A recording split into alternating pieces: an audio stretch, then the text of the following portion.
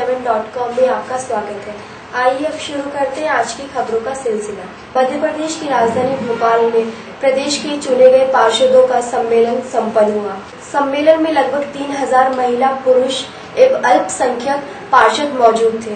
इस सम्मेलन को संबोधित करते हुए भाजपा के वरिष्ठ नेता लालकृष्ण आडवाणी ने पार्षदों को पूरी मेहनत और लगन से कार्य करने का आदेश दिया।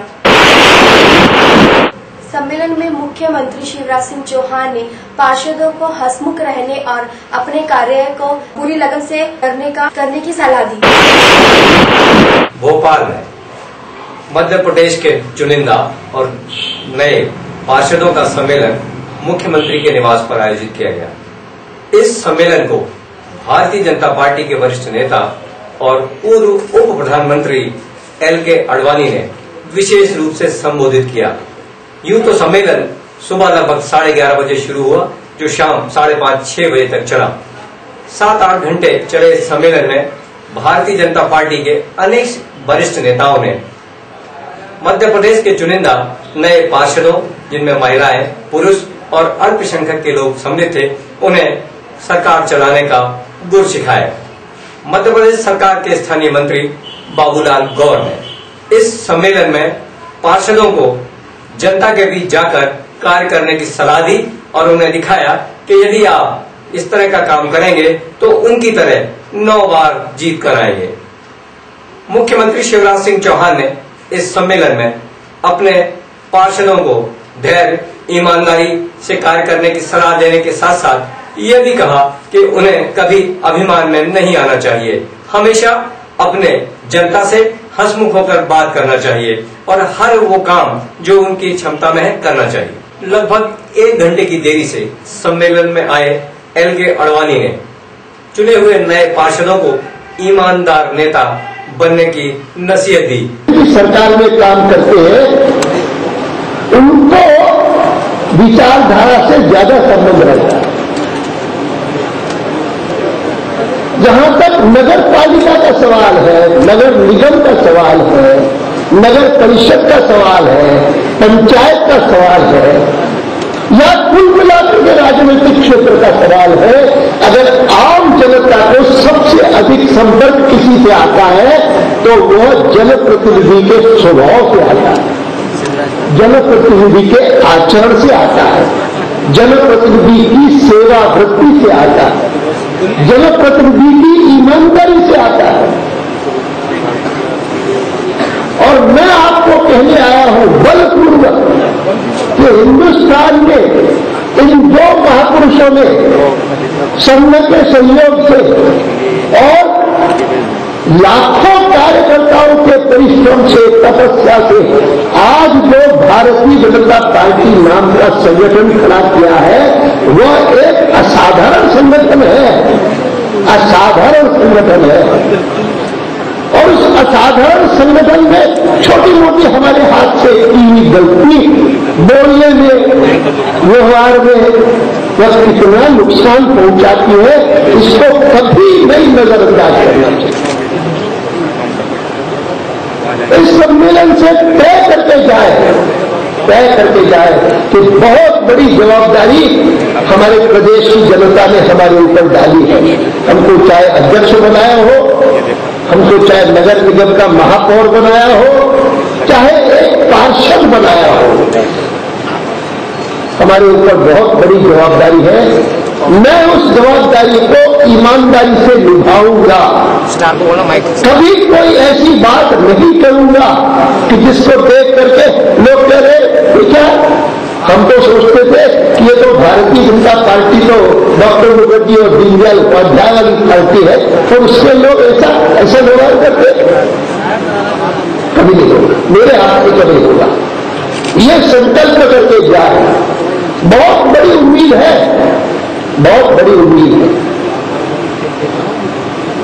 याद है मुंबई में जो हुआ था, शाम के समय एक हास्यरस कवि था वहां पर, और उस कवि सम्मेलन में मैं सुन रहा था, आज भी मुझे याद है, वो पंक्तियां मैं सुनाता हूं, विशेषकर जब अपना कोई प्रशिक्षण वर्ग होता है तब सुनाता हूं। कवि ने कहा कि नए नए मंत्री ने ड्राइवर से कहा आज कार मैं चलाऊंगा, नए नए मंत्री ने ड्राइवर से कहा कार आज मैं चलाऊंगा। ड्राइवर ने कहा हुजूर मैं उतर जाऊंगा।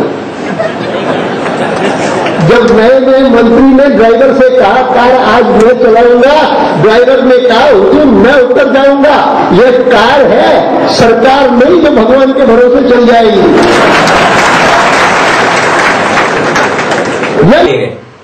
चुने हुए नए पार्षदों को ईमानदार नेता बनने की नसीहत दी और साथ ही उन्होंने ये भी कहा कि आपको जनता के प्रति जवाबदेह होना चाहिए। मध्य प्रदेश के विकास का जुम्मा अकेले मुख्यमंत्री या मंत्रिमंडल का नहीं है।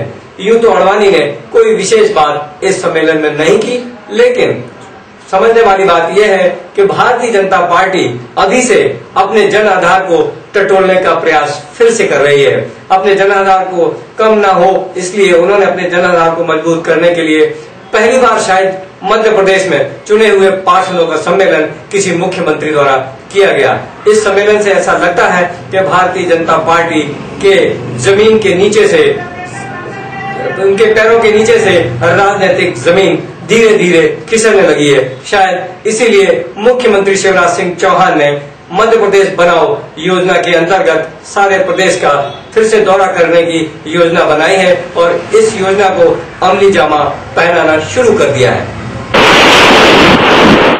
भारत में अनेक राज्य हैं और अनेक जातियां और अनेक भाषाएं हैं। इन भाषाओं और अनेक जातियों के चलते आज हमारे देश में विभाजन की स्थिति पैदा होने लगी है।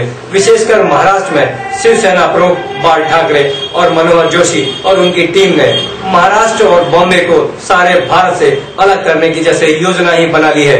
इन लोगों का कहना है कि मुंबई पर सिर्फ मराठियों का अधिकार है। वहीं अब भारत जनसंघ ने और संघ प्रमुख मोहन भागवत ने इस निर्णय का विरोध करते हुए मोहन भागवत ने एक बयान में जबलपुर में कहा है कि मुंबई पर सभी का हक है, मुंबई मराठियों के अकेले नहीं है।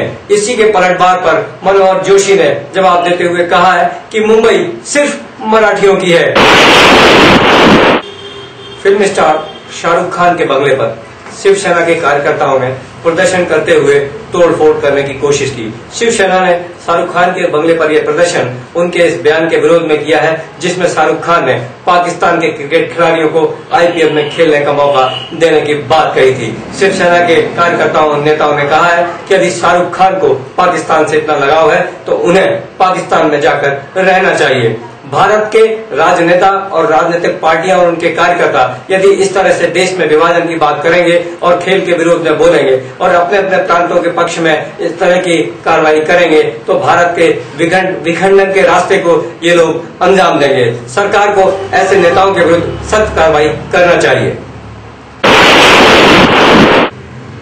कुछ महीनों से भारत के कृषि मंत्री शरद पवार के बयानों से महंगाई बढ़ती जा रही थी। वो जिस किसी भी खाद्य वस्तु का नाम लेते थे उसका दाम तुरंत बढ़ जाता था। इस प्रकार के बयानों से सरकार के अन्य दलों को आपत्ति थी। इन आपत्तियों और दबाव के कारण आखिरकार कृषि मंत्री शरद पवार को एक और बयान जारी करना पड़ा। अपने इस बयान में उन्होंने कहा कि जल्दी ही खाद्य पदार्थों की कीमतों में कमी आ सकती है। भारत की जनता इन दिनों महंगाई से जूझ रही है। अगर खाद्य पदार्थों की कीमतें कम होती हैं तो निश्चय ही भारतवासियों को राहत मिलेगी। समाजवादी पार्टी में अमर सिंह को लेकर विवाद थमने का नाम नहीं ले रहा है। अमर सिंह के पक्ष में सपा की सांसद जया बच्चन ने दिल्ली में एक प्रेस कॉन्फ्रेंस में कहा कि साजिश के तहत यह व्यवहार किया जा रहा है। जया बच्चन ने मुलायम सिंह की तारीफ करते हुए कहा कि वह एक भले आदमी है लेकिन पूरे लोगों में फंसे हुए हैं। वहीं दूसरी ओर पार्टी के कुछ वजनदार नेताओं ने अमर सिंह के ऊपर पार्टी का पैसा हड़पने का आरोप लगाया है। खबरों में बस इतना ही। आप देखते रहिए IndiaNews7.com। नमस्कार।